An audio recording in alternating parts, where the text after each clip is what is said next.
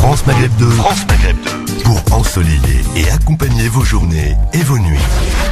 France Maghreb 2. L'émission référence France Maghreb 2, le grand forum LGF, l'émission qui vous ressemble et qui vous rassemble tous les jours 16h 18h. Ravi de vous retrouver, j'espère que vous allez bien, en pleine forme pour beaucoup d'entre vous qui sont en vacances. Oui, on vous salue et on vous souhaite d'ailleurs de très bonnes vacances, l'occasion peut-être d'en profiter, d'écouter le LGF tous les jours 16h 18h avec aujourd'hui un couple féminin pour nous accompagner aujourd'hui. Hanan Zawani, comment ça va Hanan? Coucou Christophe, salam alaikum chers auditeurs. Et nous attendons, elle est un petit peu en retard, elle se fait attendre. Maïssa Leroy dans un instant qui va nous rejoindre. Hanan, on va parler de quoi avec toi? Alors aujourd'hui on va parler de la discrimination au sein de la communauté sourde et malentendante. Ah très bien, sujet que nous on parle évidemment pas beaucoup. Oui. Voilà. Ton coup de cœur? Mon coup de cœur, c'est le collectif Les Copains d'Adam qui justement lutte pour les droits des sourds et des malentendants. Très bien, on en reparlera donc de tout cela avec toi, bien sûr sur France Maghreb 2. Bienvenue, installez-vous confortablement, dehors il fait moche, donc l'occasion de rester à la maison. Si vous avez la possibilité évidemment, ou au bureau un petit peu plus tard, et puis ou en voiture bien sûr dans les bouchons. Bon courage si tel est le cas, c'est parti pour le sommaire de votre émission LGF de ce lundi 23 octobre. Le grand forum avec Christophe Roux sur France Maghreb 2. Inquiet des actions de PDS, Israël va investir 2 millions de dollars pour promouvoir ses produits fabriqués dans les colonies palestiniennes. L'Assemblée du Québec a décidé d'interdire le voile intégral dans les administrations et les transports, une loi qui inquiète les associations musulmanes. Le Québec imite-t-il la France? On se posera la question. Alors que le président Emmanuel Macron avait promis de se pencher sur cette période, il est finalement resté silencieux à propos du 17 octobre 1961. Encore une promesse non tenue du président Macron. La question LGF du jour, après son pitoyable match nul hier, le PSG a-t-il été à la hauteur face à l'OM? Vous répondez à cette question sur Twitter, LGF officiel, ou sur la page Facebook France Maghreb 2. Libertad, vous avez la parole, alors prenez-la tout à l'heure en fin d'émission au 01 40 33 9000. Bienvenue à vous sous le parapluie, en tout cas à Paris, c'est le LGF jusque 18h avec Hanan Zawani et Maïssa Leroy. Bonjour Maïssa. Bonjour. Comment ça va? Ça va très bien, je te remercie. Bon. Et toi, tout le monde? C'est ce qu'on fait aux retardataires. On les Hachem? Ouais, c'est ça. On les met mal, quoi. C'est ça. Ouais. Vous pourrez vous venger face à Maïssa tout à l'heure au 01 40 33 9000 dans le cadre de Libertad. Voilà, lui. N'hésitez pas. Oui, oui. Bon, Maïssa, on va parler de quoi avec toi? Moi, je vais aujourd'hui, j'ai mon avis tranché. Ça va être un témoignage, le témoignage d'une femme qui s'est fait agresser. Donc voilà, j'en dirai pas plus. Très bien. Et puis, t'as un petit coup de cœur, je suppose? Oui, un petit coup de cœur. Ça va être un livre. Oui. Voilà, Nos rêves de pauvres de Nadir Dandoun. J'ai adoré. Ah. Donc voilà. Nos rêves de pauvreté. En plus, il a fait quelques documentaires. Il paraît qu'il a documentaire sur sa mère. C'est juste. Ouais. J'aimerais bien voir ça. Oui. Eh bien, pourquoi pas. Un de ces quatre. Ma chère Maïssa. Sinon, ça va? Super. Quoi de neuf chez toi? Écoute, aujourd'hui la pluie. Oui. Là, c'est les vacances, donc on est en kiff. Ah. C'est les vacances pour les enfants, pas pour les parents. Les vacances. Jamais. Est-ce que c'est les vacances pour les parents? Jamais. Hein? C'est jamais les vacances pour les parents. Moi les miens ils sont plus grands donc c'est tout le temps les vacances en fait donc ça va. Ah ouais. Ils sont plus grands, 20 ans et 15 ans donc c'est moins prenant quoi. Ouais, c'est sûr. C'est sûr. Mais quand c'est des petits en bas âge, c'est pas forcément le repos à la maison quoi. Ouais. Hein? Ça va, ça y est, maintenant ça s'autogère. Ils vont au centre de loisirs Maïssa tes enfants? Non, du tout, non, ils s'autogèrent. Ils s'autogèrent. Ils s'autogèrent. Je travaille pas loin, donc ils s'autogèrent à la maison. Il y a la grande qui gère le reste. Ah, c'est bien ça, c'est bien. Oui, hein. De les responsabiliser déjà. Ouais. Là, je les mets à faire à manger là, tous les jours. Ah ouais? Ah ouais, pour la famille. C'est bien ça. Ouais. Et alors? Bah franchement, ça va, je suis contente là. Pas de problème d'indigestion, non, tout va bien. Non, je laisse les conditions, comment dire, la feuille de route. Voilà, exactement, et après ils se débrouillent et c'est bon. C'est parfait, ça, dites donc. Ouais. Qu'est-ce que je vais vous dire? Ah oui, tiens, quelques annonces à vous faire pour cette semaine. Sachez que demain, on aura dans nos studios, à propos de l'affaire Adama Traoré, Youssouf Traoré, parce que vous savez qu'il y a quelques frères des Traoré qui ont été en prison, notamment Youssouf qui sera avec nous demain. Qui a passé par la case prison l'année dernière et Guy reste lui toujours en prison. On fera le point et on accueillera aussi Mohamed, l'un des meilleurs amis d'Adama Traoré, pour faire un petit focus justement sur cette mobilisation demain avec Youssef Brakni et Ossine Ras. Et puis est-ce que vous connaissez Otekal? Ça me dit quelque chose. Bon, eh bien, du tout. il cartonne sur Instagram, il paraît. Otekal, voilà. ça me dit quelque chose. Otekal, il sera... Ah mais oui, si, je devais aller à leur spectacle la semaine dernière. J'ai Bon. pas été. Voilà. Oui, ça y est, je vois. Et ben, séance de rattrapage mercredi puisqu'ils seront avec nous avec Sabrina. Ah, super. Sabrina, Elle est partie artiste. justement. Je Bah devais oui. y aller avec elle. Bah oui. J'ai pas été. J'espère bien qu'elle est partie pour qu'elle puisse Oui, nous en oui, parler, bien qu'on sûr, bien puisse sûr. en parler avec eux. Et puis tiens, tenez, ce petit rendez-vous de retour de deux anciens du chroniqueur LGF. Oui. Jeudi, Yasser Louati et Islam Seini qui sera avec nous bah, jeudi. super. Bonne nouvelle. Voilà. Super. Donc ça, c'est la semaine des retours là, c'est Voilà. bon. Ça sent bon. C'est ça. Sinon, juste en un mot rapide, parce que vous avez vu que depuis la semaine dernière, c'est la frénésie totale concernant le hashtag qui fait fureur sur Twitter à propos de ces femmes qui ont vécu des harcèlements. On y passe de Jean Lassalle, un député En Marche, enfin Pierre Jox, 73 ans, voilà, tout type de personnalités qui sont accusées de viol à travers les réseaux sociaux. Juste en un mot, mesdemoiselles, mesdames. Franchement, je sais pas quoi penser. Je sais pas quoi penser dans le sens où aujourd'hui on partage des choses comme on partagerait la météo. Donc je pense que personne n'a d'avis à donner là-dessus en vrai, tu vois. À part les personnes qui ont été victimes et le coupable doit être condamné, mais je pense que les gens n'ont pas leur mot à dire sur ce genre de choses. C'est hyper, je sais pas, moi c'est bizarre. Ça me fait bizarre. J'aime pas ce phénomène de solidarité dans les choses qui sont sales. Ouais. Ouais, voilà, Alan, ça me dérange. Bah après moi sur le hashtag balance ton porc pour qu'effectivement il y ait une prise, enfin qu'on se rende compte qu'effectivement les violences sexuelles existe, c'est sûr. très important. Donc moi j'ai trouvé ça plutôt pas mal et je trouve tout ça pas mal. Je continue à trouver ça pas mal. Là effectivement où ça commence vraiment à déraper, c'est quand on est dans la délation personnalisée. Ouais. Voilà, là c'est un peu plus compliqué. Donc la question que je me pose c'est pourquoi en parler à tout le monde ? Est-ce que ça va vraiment faire avancer les choses ? Et surtout ce qui se passe, et c'est là où on voit qu'il y a un effet pervers à ce hashtag, balance ton porc, c'est que même les victimes en fait quand elles dénoncent, donc même sans donner de nom, au final elles se font taper dessus.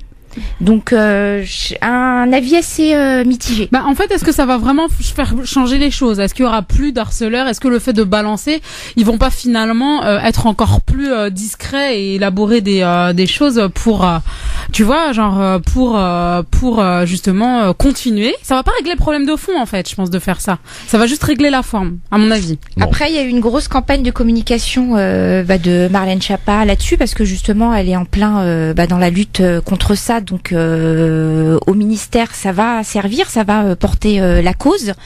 Mais pour oui, moi, parce que ça les gens peut vont desservir dire voilà, on n'est pas la seul victime. à vivre ça. Voilà, Ouais. c'est que là du coup, ça dessert la victime et puis moi. Mais de toute façon, il y a plein de choses à faire au niveau de la justice. Quand tu vois qu'une personne qui est victime de viol va et n'est pas du tout accompagnée psychologiquement Parce qu'ils sont pas par formés. la police, voilà.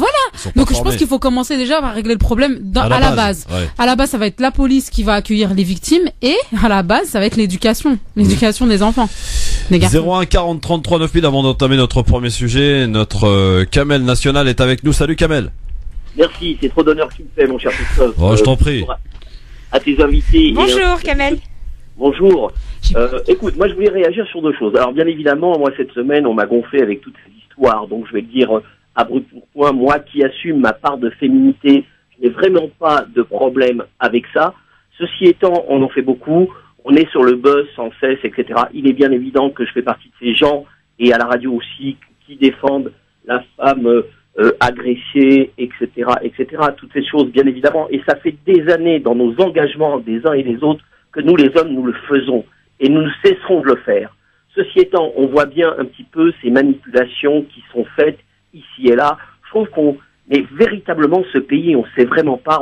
J'essaie d'avoir cette lecture la plus sympathique à l'égard de ce pays, mais vraiment, tout le monde s'égare. Vraiment, le climat qui nous est donné dans cette société, c'est celle d'une véritable fracture. Et aujourd'hui, c'est ces turbulences qui font qu'on s'en prend à Tariq Ramadan, on s'en prend à ceci, on s'en prend à cela. Moi, ce que j'aimerais voir, très sincèrement, c'est qu'effectivement, nos sœurs, nos mères, toutes ces femmes qui sont là présentes se lèvent et disent effectivement qu'il se produit ça dans la société, mais elles ne le font pas à un prix qui soit dans l'insulte et la salissure des uns et des autres. Et aujourd'hui, on profite encore au travers tout ça, de cette actualité que l'on laisse filer, eh bien, ce qui est de plus nauséabond dans notre société. Moi, je serai le premier à descendre dans la rue si la moindre des femmes est atteinte dans sa dignité, et je serai de ceux qui aideront les pouvoirs à mettre ces gens en prison s'ils existent bien et si on les a bien repérés. Je voulais faire cette parenthèse parce que c'était important de le dire à l'antenne et de faire en sorte que ceux qui nous écoutent, vous les hommes et les femmes qui écoutez, faites en sorte qu'on ne soit pas là à discriminer, à insulter, à condamner des gens qui peut-être, je le dis bien peut-être, n'ont rien fait. Et je pense à Tariq Ramadan, je suis pas un adepte de Tariq Ramadan, c'est un type comme les uns et les autres, mais on sait pertinemment que c'est quelqu'un qui gêne, c'est quelqu'un qui s'exprime, c'est quelqu'un qui soulève des problèmes, et si on peut lui mettre une peau de banane, on n'hésitera pas à le faire. Voilà, je referme la parenthèse, je compte sur la radio justement pour également veiller à l'investigation et revenir vers nous pour nous donner plus d'éléments. Je voudrais dire et rajouter, si tu me le permets Christophe, un mot à l'égard de nos frères marocains, moi qui suis algérien, berbère, kabyle. Je dis à nos frères marocains qui nous écoutent que nous sommes à leur côté. Il n'y aura jamais de division. Quand chez nous, en Algérie, quelqu'un dérape, eh bien nous saurons faire le travail nécessaire. Ah, tu fais référence aux propos de Messaël? Oui, absolument. Nous saurons faire le travail nécessaire pour faire les évictions qui sont tenues d'être faites. Et je fais partie de ces Algériens qui saluent le peuple marocain. Nous sommes des frères et nous n'abandonnerons jamais. L'ouverture d'esprit n'étant pas une fracture du crâne, je fais partie de ceux qui sauront également faire le ménage chez nous. Merci Christophe. Merci Kamel. Encore une fois de m'avoir permis de l'exprimer. Je t'en prie, à très bientôt. 01 40 33 9000 bien sûr pour nous appeler si vous le souhaitez, réagir à n'importe quel moment dans cette émission avec Maïssa Leroy et avec Anan Zawani. Une question aujourd'hui, la question du jour, la question LGF. Je sais qu'elle va vous parler, mesdames. C'est de foot dont il s'agit au lendemain. Je m'arrange à chaque fois pour revenir. Au lendemain de ce match pitoyable du Paris Saint-Germain face à l'Olympique de Marseille, d'où la question aujourd'hui. Le PSG a-t-il été à la hauteur face à l'Olympique de Marseille hier soir au stade Vélodrome, dans un stade Vélodrome complètement déchaîné parce qu'ils ont failli gagner le match. Je le rappelle, c'est terminé sur un match nul de partout. C'était chaud en vrai. Oui, c'était très très chaud. Justement, alors le PSG a-t-il été à la hauteur? Est-ce qu'on a les dernières tendances, ma chère Anan? Je sais que je te prends un peu par surprise. Oui, sur Twitter, on va regarder ça et puis vos commentaires bien sûr sur la page Facebook France Maghreb 2. N'hésitez pas à nous donner votre avis, vous fans de sport, fans de foot, fans du PSG ou de l'OM bien sûr. Eh bien, vous nous appelez l'OM qui a failli faire l'exploit après plus de 6 ans sans victoire face au PSG. Ça a failli être fait hier soir jusqu'à la dernière minute où Cavani a marqué le but pour le Paris Saint-Germain. Voilà, donc vous répondez à cette question sur Twitter LGF officiel ou sur la page Facebook France Maghreb 2, ma chère Anan. Le PSG n'est toujours pas à la hauteur face à l'OM à 68%. Donc je n'ai pas regardé le match, donc chers auditeurs, s'il vous plaît, appelez, je n'ai absolument rien à dire. Maïssa peut-être. Ah non, moi j'ai regardé le match au travers de mes amis sur Facebook qui commentaient. Oui, c'est c'est tout. Donc j'ai eu les commentaires des fans de l'OM et des fans du PSG, mais voilà, c'était. Oui, c'était. À ce qui paraît, c'était pas à la hauteur en fait de ce que le PSG avec les trois, le trio magique. Le trio. Ils ont mis les moyens. Est-ce que vous connaissez le trio magique, vous toutes les deux là? Alors Cavani, oui, Neymar, oui, et l'autre je sais plus. Je sais pas non plus. Mbappé, voilà. Kylian Mbappé, 18 ans. C'est ça, oui, qui a même pas son permis encore. Oui. Que sa mère accompagne. Et j'ai juste retenu qu'ils ont investi 220 millions d'euros, c'est ça pour sur Neymar, ouais. Sur Neymar, ouais. Mais voilà. C'est la prime de comment ça s'appelle la prime transfert. Oui, transfert. C'est pour autoriser genre Neymar à partir de son club. Voilà, c'est ça qui était le FC Barcelone. Merci à mon mari qui m'explique les choses que je comprends pas. Ah, et ton mari suit le foot? Ben non, écoute, j'ai de la chance. Il s'en fout. Pourquoi c'est une chance? Ah, tu me vois déjà qu'on n'a pas la télé. Ouais. Mais si en plus il monopolise l'ordinateur pour regarder ses matchs, non, ça va pas le faire. Hein. D'accord, mais il suit quand même un peu. Ouais, de loin, vraiment de loin. Ouais, très loin. On n'est pas très foot chez Maïssa. Tant mieux. Bon, allez, c'est parti, 16h40, bienvenue à tous sur France Maghreb. De bonnes vacances donc à tous ceux qui sont en vacances, c'est les premières vacances de l'année de la saison 2017-2018, les vacances de la Toussaint. Bien sûr, avec 15 jours de repos pour nos enfants et ceux qui aussi ceux qui les accompagnent, à savoir les profs et compagnie. Donc bien mérité, paraît-il. Hein, donc pour ce première partie qui, j'espère en tout cas, s'est bien passé pour vos enfants. Ah, c'était dur, hein. Ah ouais. La rentrée, elle était dure, elle était hardcore, il y a pas eu de transition en fait. En plus les bouchons et tout, non. oui, c'est ça qui a encore la tête en vacances. Voilà, exactement. Oui. T'as tout compris. Bon, et bien sûr, juste après les vacances, là, même pas dans 3 semaines, 3-4 semaines, les premiers conseils de classe. Oui. Ah oui, oui. Mais nous, ils ont déjà conseils commencé, intermédiaires, ouais. Conseils Comment intermédiaires. On a reçu des Conseils bulletins intermédiaires, ouais. Oui. Ah, je connais pas ça. Ouais, Ça maintenant, permet de se réveiller un petit peu avant la fin des trimestres, en fait. Maintenant, je trouve qu'ils ont fait quand même d'énormes progrès pour ce qui est de la communication parents-école. Grâce à Internet aussi, Grâce les à Internet, mails, les classrooms, ouais, voilà. Vous avez ça aussi. Non, nous c'est Pronote, je crois. Ah oui, nous c'est Classroom et tout en fait. Et puis même tu veux communiquer avec le prof, t'envoies un mail, tu peux échanger, discuter et voir. Et comme ça, à l'époque, moi, il m'arrivait de cacher des notes à mes parents. Ah là c'est mort. C'est mort.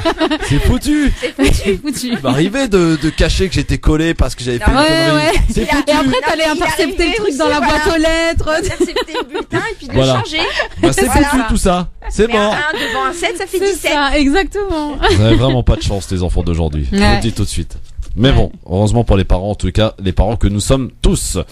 Allez, premier sujet aujourd'hui, on va parler de ces 2 millions de dollars qui vont être investis dans les toutes prochaines années par le gouvernement israélien pour promouvoir les produits dans les colonies dont les ventes baissent à cause du boycott. Du mouvement BDS. Ah, ça fait plaisir ça. Oui, c'est le ministre des Affaires stratégiques en visite dans les colonies dans la vallée de Jourdain, en Cisjordanie occupée. Donc le ministre a estimé que s'il existe une chance pour la paix, écoutez bien, c'est grâce aux colonies. Et qui s'y trouve, et grâce aux projets agricoles et économiques qui sont maintenus en partenariat, autrement dit, la résolution du conflit israélo-palestinien passerait par la colonisation et la production dans ces colonies. Les Israéliens emploient des Palestiniens, selon lui, très bien payés. Interrogé sur l'opération de boycott BDS, le ministre a estimé que cela faisait du tort aux fermiers et aux perspectives de coexistence.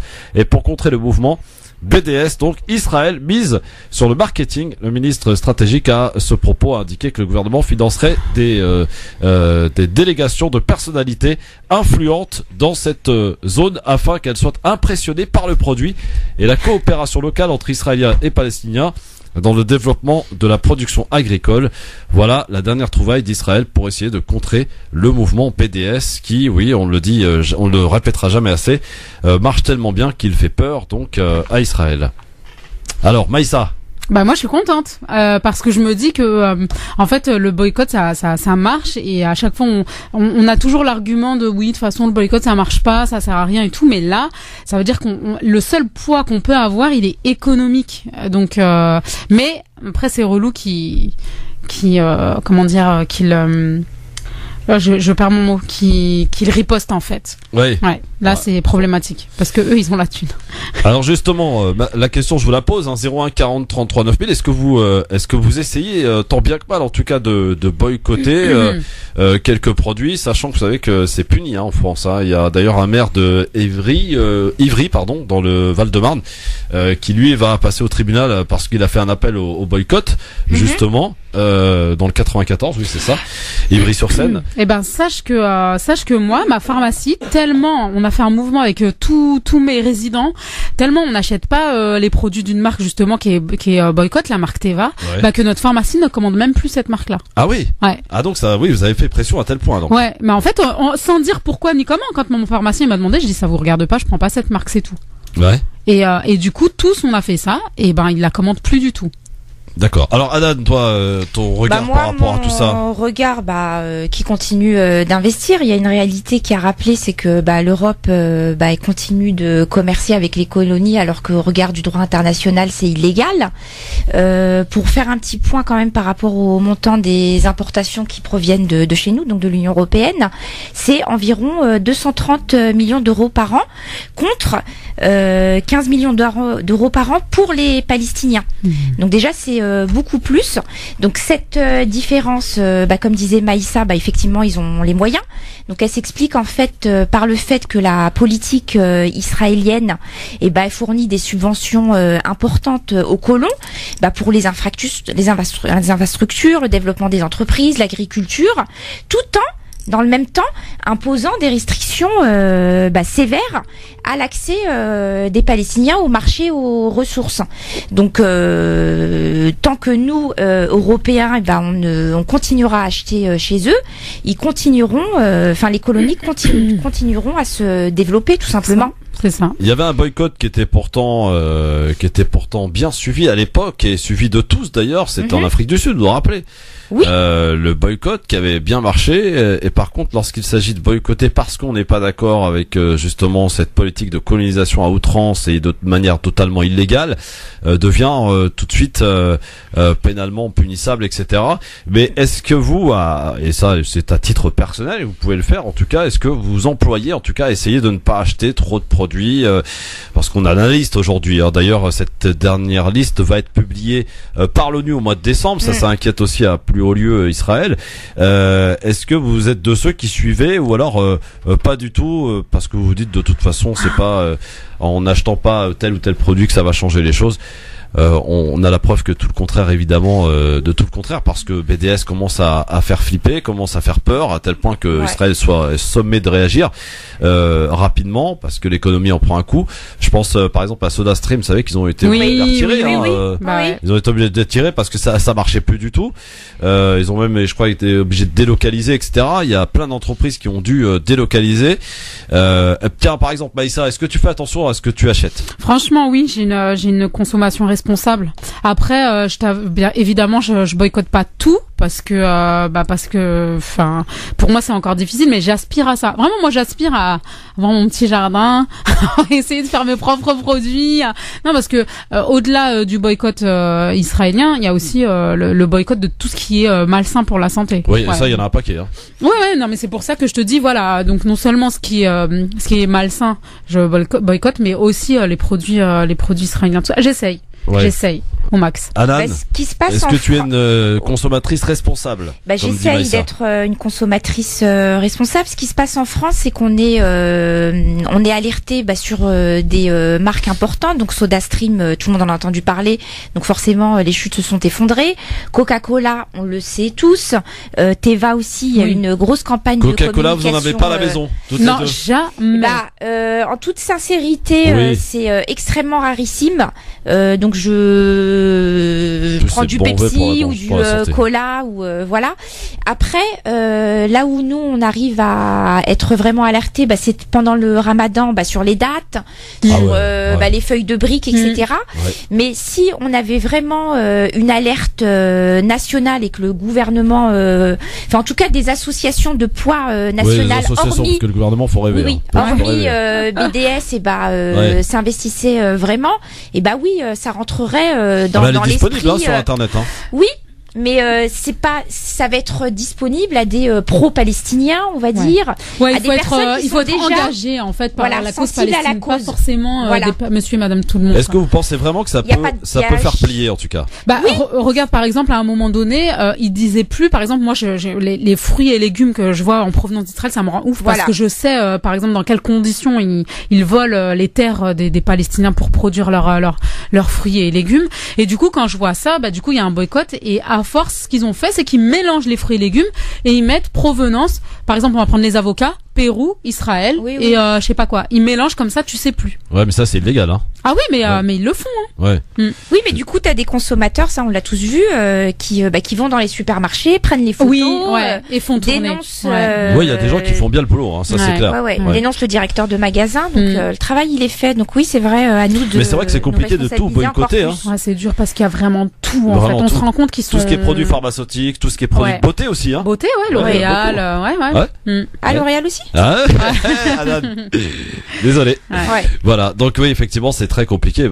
Quand on prend notre café, je sais pas si vous avez des machines Nespresso à la maison, quoi. Voilà. Bon, voilà. C'est à ce point-là, la marque Nespresso. Bah oui. Ah oui. Bah oui. Non, mais si tu regardes la liste, c'est. Ah oui, non, si tu regardes la liste, tu ouvriras ton placard, tu vas trouver quelque chose qui appartient à la liste. Pour ça, essayez en tout cas. Derrière, voilà, ce que je voulais peut-être préciser, c'est que là, tu parlais qu'effectivement, ils vont investir, c'est quoi, 2 milliards. 2 millions. 2 millions d'euros pour promouvoir les produits. Ouais, Mais c'est c'est du marketing. que oui, c'est du marketing, mais c'est que déjà ils ont des lobbies très puissants. Oui, voilà. Alors si et en qui plus sont déjà au sein des parlements. Enfin, ils sont partout en fait. C'est vrai, Voilà. c'est vrai. Et ils font d'ailleurs venir régulièrement des personnalités pour vanter les mérites évidemment des colonies, etc. Oui, Ça, mais on sait qu'il y a des maintenant voyages organisés. de plus en plus de personnalités se font démonter sur la place publique. Par exemple, on a eu le cas avec Wonder Woman là, Oui. l'actrice israélienne qui avait fait partie de l'armée, tout ça, machin, et elle s'est fait vraiment boycotter de beaucoup de pays arabes qui ont refusé la diffusion projection, du film, ouais. ouais, la projection du film, et du coup ça a eu un vrai impact sur la suite en fait. Donc c'est Bon, vraiment alors top. on continue de rester vigilant et dans un instant, Maïssa va nous livrer un témoignage Oui. d'une femme agressée. On parlera évidemment du zapping et puis avec Anan Zawani, on va parler des sourds et malentendants. C'est comme ça qu'on dit Voilà, d'ailleurs on dit les sourds et muets malentendants. ou sourds et malentendants. Alors moi, si tu veux, pour raconter un petit peu ma vie, ma sœur est sourde. Donc moi, quand j'étais petite, enfin, je disais sourde et muette en fait. On avait appris comme ça. Mais depuis quelques années, il y a des associations qui sont montées au créneau. Et maintenant, l'expression, c'est vraiment sourd et malentendant. Malentendant, d'accord. D'accord. Voilà. Eh bien, on en parlera, bien sûr. Et si vous avez aussi des témoignages à nous apporter, n'hésitez pas, au 01 40 33 9000. On peut aussi parler des sujets dont on ne parle évidemment pas ailleurs. C'est un petit peu la spécificité de votre émission qui vous ressemble, mais aussi qui vous rassemble. C'est le LGF, évidemment. 01 40 33 9000. Soyez les bienvenus sur France Maghreb 2. Je vous rappelle la question du jour aussi. À propos du foot et de la prestation plutôt pitoyable hier du Paris Saint-Germain. A-t-il été à la hauteur face à l'OM? Eh bien, vous répondez à cette question sur Twitter, LGF officiel, ainsi que sur le Facebook France Maghreb 2. À tout de suite. LGF, le grand forum avec Maïssa Leroy, avec Anan Zawani. Elles sont avec nous aujourd'hui. Toutes les deux. Vous avez déjà fait une émission ensemble? Non, c'est la première fois. Ah bah voilà. Eh bien écoutez, elles sont là en tout cas. Je vous rappelle la question du jour. Donc le PSG a-t-il été à la hauteur face à l'Olympique de Marseille hier soir? Vous répondez sur la page Twitter, sur le LGF officiel, et sur la page Facebook aussi. Tiens, c'est marrant parce que c'est une auditrice qui s'appelle Nora qui nous dit non, ils ont mal joué le PSG. Nora s'intéresse au foot. Et bah oui, il y a des femmes qui regardent le foot. Bah ouais. C'est tout. Voilà. Mais il y a plein de femmes Bah qui oui, adorent voyons. le foot. Qu'est-ce que c'est que ça? Bon, Hashtag. Sana, bonsoir. Bonsoir, bonsoir Maïssa. Bonsoir. Bonsoir. Alors, Maïssa qui nous appelle d'Orléans sur le 102.6, vous nous écoutez à Orléans. Ah oui, sur le 102.6 exactement. Alors, vous souhaitiez justement parler du sujet qu'on a évoqué juste auparavant, à savoir le boycott. Exactement. Est-ce que vous boycottez, Sana? Ah oui. Alors, allez-y, on vous écoute, Sana. Alors je voulais déjà répondre à la question pour le PSG. Le PSG a très mal joué hier. J'étais très déçue pour 220 millions d'euros. Le Neymar, elle a fait le compte. Ouais. Alors j'avais honte. Et pour le sujet qui me tient vraiment à cœur, pour le boycott, je dis à Maïssa que la même chose s'est produite à Orléans. Une pharmacie qu'on s'est mis, en fait, on a fait une campagne de publicité énorme par rapport à un produit, je ne citerai pas le nom. Et que la pharmacie, au bout d'un moment, a cédé et puis ne prend plus le produit. Ah bah voilà. Tu vois, Maïssa, Ouais, il n'y a pas que chez toi. Bah oui. Bah ouais. À Orléans aussi, preuve que ça marche. Quand on est collectif, de toute façon, C'est l'union vrai. fait la force. Hein. L'union fait Il y a la un force. militant qui est très connu, enfin je vais pas donner son nom parce que ça sert à rien, il est déjà hyper attaqué, qui devait se faire soigner du cancer par chimiothérapie. Ouais. Et du coup, il a boycotté Teva lors de son hospitalisation. Ça a fait grand bruit, il y a eu des articles, etc. Mais il leur a clairement dit je ne prends pas, je préfère mourir que de prendre ça. Et ils ont pas eu d'autre choix. Mais au démarrage, au sein de l'hôpital, il y a eu une vraie résistance. Ouais, c'est abusé. Hein. Bon, en tout cas, Parce que c'est le Sana, vous avez fait plier la pharmacie alors. Ah, vraiment. Oui, c'est des Ah oui, génériques. non, mais d'ailleurs, c'était le produit Teva et on a été contre. On était plusieurs personnes à refuser cette marque. Et puis, je peux te dire, Christophe, que ça a porté ses fruits parce qu'au bout de 6 mois, c'est une grande pharmacie d'ailleurs à Orléans qui s'est pliée à la volonté des consommateurs. Puis les gens préféraient payer plus cher des fois que passer par cette marque-là. Et puis, je trouve que c'est super parce que moi, je dis que ce sont des produits qui sont mélangés avec le sang de nos frères. Et si le monde se mobilise autant, crois-moi que ça aura un impact beaucoup plus important que ça. Bon, merci Et beaucoup, malheureusement, Sana, de l'info oui, en tout merci. cas. Merci Bravo. beaucoup, Sana. J'embrasse Sabrina qui nous Merci, écoute. Maïssa. Ah oui. Merci beaucoup, Sana. Je vous en prie, bonne journée Christophe, bonne journée. Tu fais quoi dans la vie, Sana? Tu fais quoi dans la vie? Bah, moi je suis chargée d'affaires dans une agence d'intérim. Hein. Chargé d'affaires dans une agence d'intérim. Pas de vacances là en vue pour l'instant? Bah écoute, je prends mon week-end la semaine prochaine parce que là j'ai besoin. Ah, très bien. Et les enfants alors? Ils sont à la maison eux? Ma fille est en vacances, oui, elle est en vacances 2 semaines, mais bon, je peux pas prendre 2 semaines, on n'est pas dans l'éducation nationale. Ah bah non, on n'a pas cette chance nous, hein. On n'est pas en vacances toutes les 7 semaines, hein. Bon. Exactement. Merci beaucoup, Sana, en tout cas. À bientôt et bonne soirée. Merci. On embrasse Sabrina, bien sûr. Mais oui. Bah oui. Elle hein. t'embrasse fort, Christophe, et toi aussi, Hanan. Bon, Gros bisous, Sabrina, Sabrina. mercredi. Hein. Ouais. Bon, avec tes invités au TECAL. Notamment. Voilà. Bon, Maïssa, Oui. ça va être à toi. Est-ce que tu es prête? Prête, toujours. Pas prête. Bon, pour nous livrer un témoignage dans le cadre de ton avis tranché d'une femme qui a été agressée, jingle. 5, 4,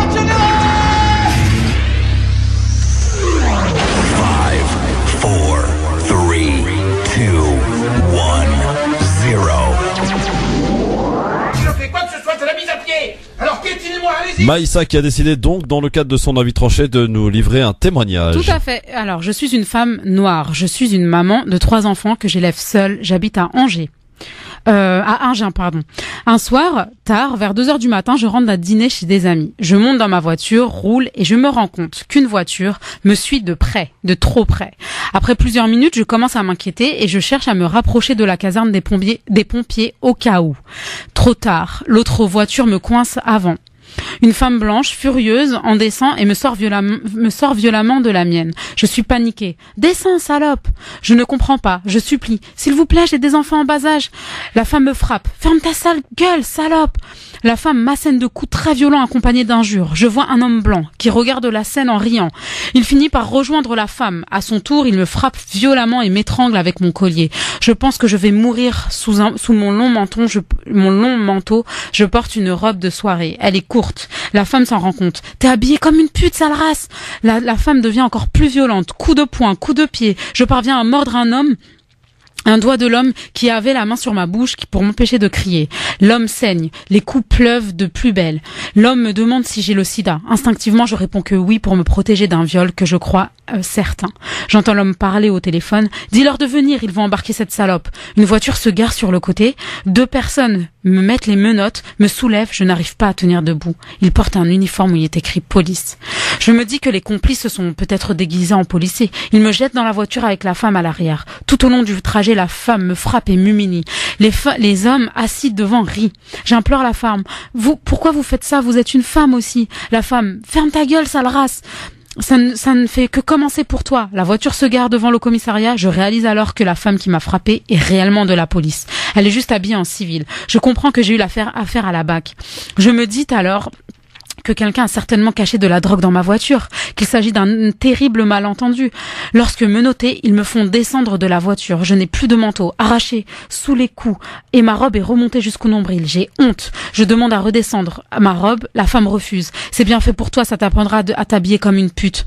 Les policiers me font souffler dans l'alcotest 2 fois. Il est négatif. Les policiers appellent une avocate qui n'aura pas un regard sur moi et qui me conseillera de dire que j'ai bu pour ne pas aggraver ma situation. Je suis interrogée. Avez-vous fait des manifs anti-police? En voulez-vous à la police? Me demandent des policiers en ricanant. Vous avez de la chance d'être en France. Dans votre pays, au Burkina Faso, les policiers ont des machettes. Je suis emmenée à l'hôpital pour faire un bilan sanguin. On veut savoir si j'ai le sida ou pas. On a peur pour le policier que j'ai mordu. Je suis ensuite placée en garde à vue, accompagnée d'insultes. Je ne sortirai du commissariat que le lendemain après-midi. Je vais à l'hôpital. Un médecin révolté par l'état de mon visage et de mon corps, qui porte de nombreuses marques, me fait un certificat médical attestant de ses coups et me conseille de porter plainte. Je prends contact avec une avocate, mais l'avocate ne me rappelle pas quand elle apprend qu'il s'agit d'une affaire avec la police. Je n'arrive pas à trouver d'avocat, tous refusent.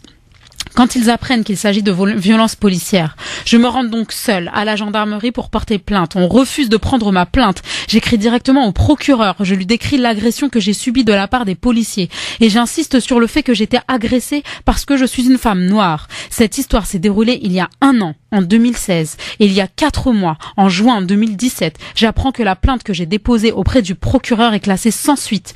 Alors que je n'ai pas été convoquée une seule fois pour être... Oui. C'est assez violent, hein? C'est très violent. Mais c'est la réalité. Oui. Mais c'est la réalité. Ouais. Bah, on a découvert ça moi-même. Hein. Je l'ai découvert Maïssa hier sur Twitter. Je l'ai lu. Je me demandais si c'était un film. Est-ce que c'était vrai?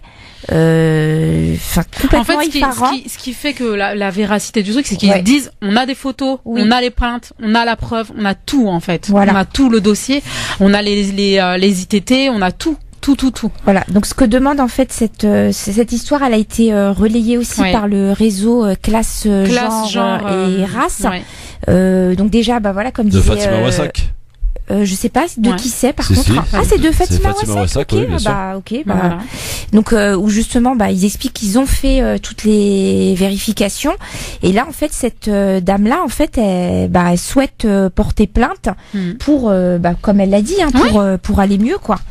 Oui, parce que en fait, elle dit qu'elle pense au suicide constamment maintenant. Oui. Elle est complètement détruite et complètement, elle dort plus la nuit. En fait, c'est l'injustice. Il y a une phrase qu'elle dit qui est vraiment alarmante en fait, où elle dit je ne veux pas baisser les bras, le temps n'y changera rien, seule la justice pourra me réparer, du moins en partie.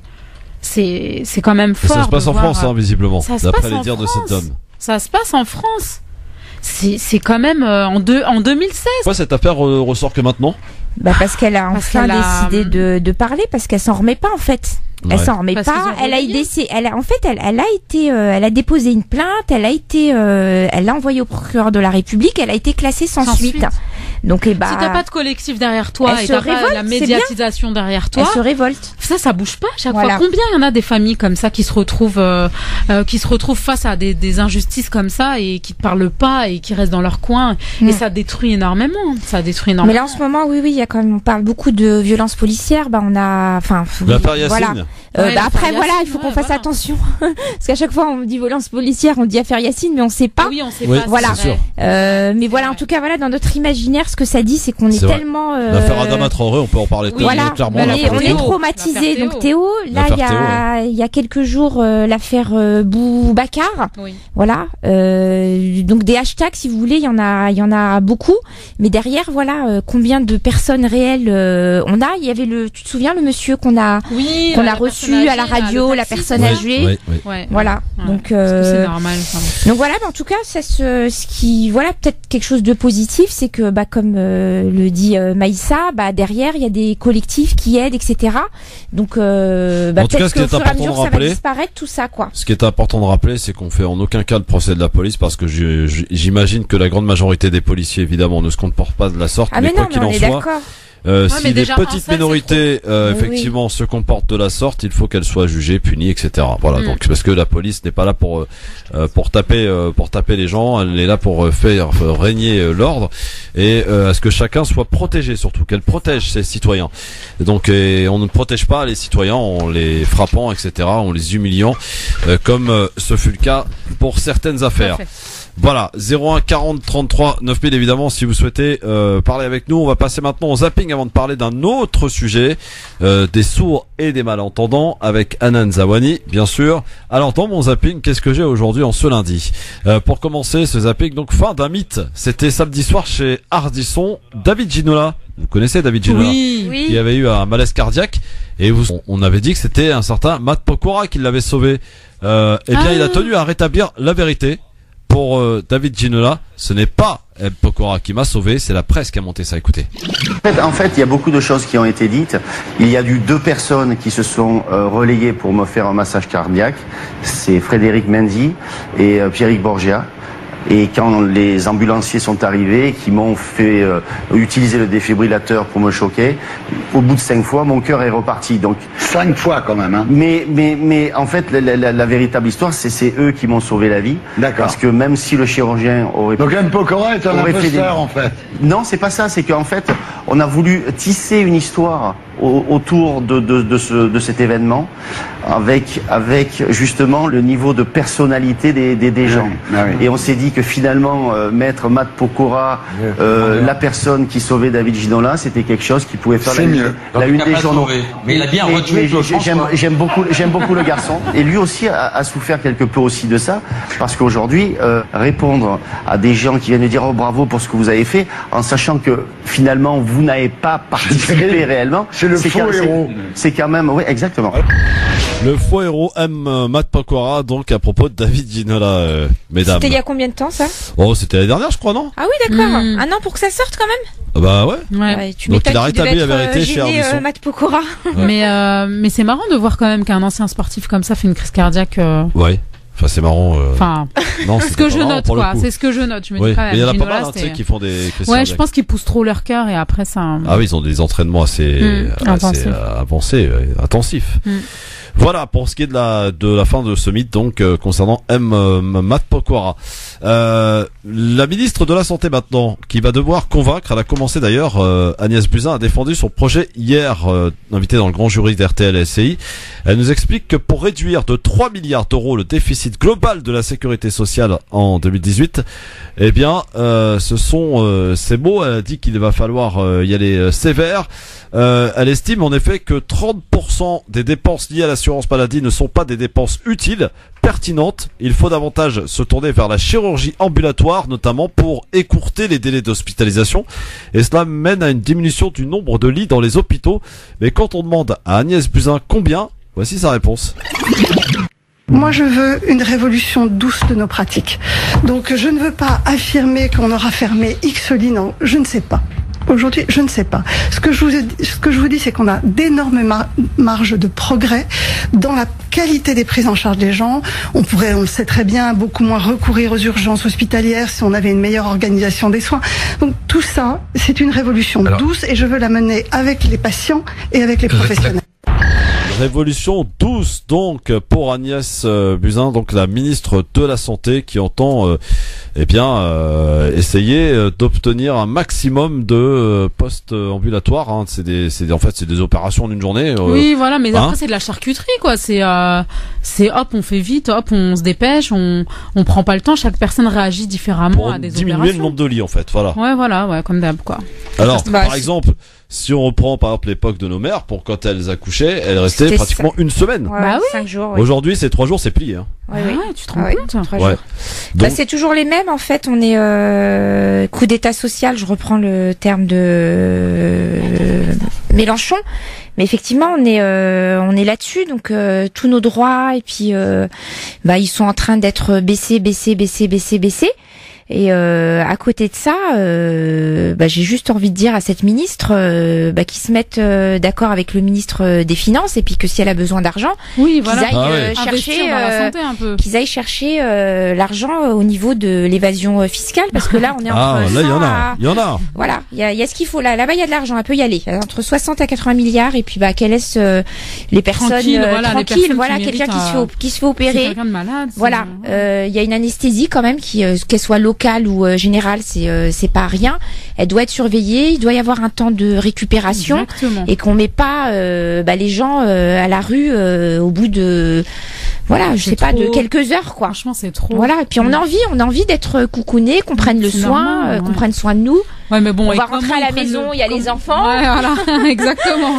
Donc non, voilà. Bon, justement, avec les professionnels, donc c'était Agnès Buzyn, je rappelle, dans le grand jury RTL hier, la transformation de l'impôt sur la fortune, tiens, en un impôt sur la seule fortune immobilière, un élément entre autres qui fait dire à la gauche, France Insoumise en tête, que c'est un budget pour les riches avec encore des cadeaux fiscaux, au point que cette semaine dans Libération appelle pour connaître l'impact réel de la suppression de l'ISF sur les 100 Français les plus fortunés. Et une signature interpelle, Anan, Maïssa, c'est celle du président de l'UDI, Jean-Christophe Lagarde. Mon ami. Mais il n'a pas signé pour les mêmes raisons que les autres. C'est ce qu'on comprenait hier midi sur BFM TV. Écoutez. Moi, je pense que quand on fait voter une réforme fiscale au Parlement, il faut que ça soit transparent, il faut que tous les Français sachent qui gagne, qui perd. Mais sur l'ISF, c'est encore plus important. Pourquoi ? Parce que ça fait des années que le débat politique entre droite et gauche se concentre sur l'ISF, et que la vérité, c'est que les plus riches dans notre pays ne payent pas l'ISF, et que c'est ceux qui sont moins riches qu'eux qui le payent. Bon, c'est pas bête ce qu'il dit, non, Christophe? Oui. Non, mais oui. Jean-Christophe Lagarde. Après, s'ils vont mettre l'ISF, après c'est encore l'histoire de l'immobilier. Les gens, ils peuvent payer l'ISF sur de l'immobilier, mais ils vont pas payer l'ISF sur un tableau qui vaut 2 millions. C'est ça. Donc, ce sont les moins riches qui payent l'ISF, en pour plus, Jean-Christophe Lagarde. L'ISF, tu peux le payer quand tu t'hérites, par exemple.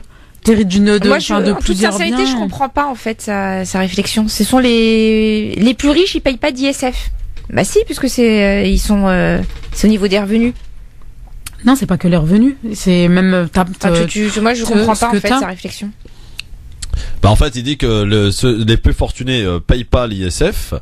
Et que en fait bon c'est pas l'ISF, mais en quelque sorte celui qui est un petit peu la classe en dessous, bah il paye lui les impôts de toute façon. C'est ça. Oui. Donc voilà, en fait il fait un petit peu un mélange des genres, Jean-Christophe Lagarde. Bon voilà, en tout cas il est parmi les signataires donc de cette tribune publiée dans Libération. Bah très bien, on le félicite. Bon, très bien, je vois que c'est de bon cœur en plus. Je pense que c'est plus une provocation qu'autre chose. Oui, voilà, peut-être. Alors, le nouvel impôt, donc l'impôt sur la seule fortune immobilière, ce sont donc les propriétaires qui devraient casquer. C'est ce que déplore Éric Ciotti, les Républicains, hier sur BFM TV, et également la hausse de la CSG qui va impacter le budget de certains retraités. Ça gêne aussi Éric Ciotti. Résultat, il tacle sévèrement les coups d'Emmanuel Macron et lance une pétition, lui. On le voit bien dans toutes ces mesures, il n'aime pas deux catégories de Français, les propriétaires et les retraités. Je crois que c'est une erreur profonde et c'est pour cela que je lance aujourd'hui une pétition avec plusieurs de mes collègues parlementaires pour faire en sorte que les retraités ne soient pas aujourd'hui les cibles premières de ce gouvernement. Après, il est dans son rôle d'opposant, il le fait très bien, donc on va aussi le féliciter. Par contre, on en a parlé la semaine dernière, tu te souviens, Christophe, il y a eu l'interview d'Emmanuel Macron, où justement il expliquait que par rapport à la CSG, en réalité, ceux qui allaient être impactés, c'était les revenus en fait qui sont au-dessus de 5 000 €. Donc les retraités qui gagnent vraiment de l'argent. Donc après, voilà, juste pour recadrer le débat, parce que c'est vrai qu'on a tendance à dire c'est tous les retraités, mais en réalité il y en a certains, ils vont effectivement gagner du pouvoir d'achat, et c'est ceux qui sont au-dessus de la tranche de 5 000 € de revenus mensuels. C'est eux en fait qui vont être impactés. Donc en tout cas, si sa déclaration est vraiment juste, ça me semble une mesure juste. Voilà donc. C'était le zapping pour ce lundi sur France Maghreb 2. On va passer à présent à un autre sujet dans le cadre de l'avis tranché de Hanan Zawani pour parler des sourds et des malentendants. Si vous également souhaitez apporter votre témoignage, n'hésitez pas, 01 40 33 9000, jingle. 5,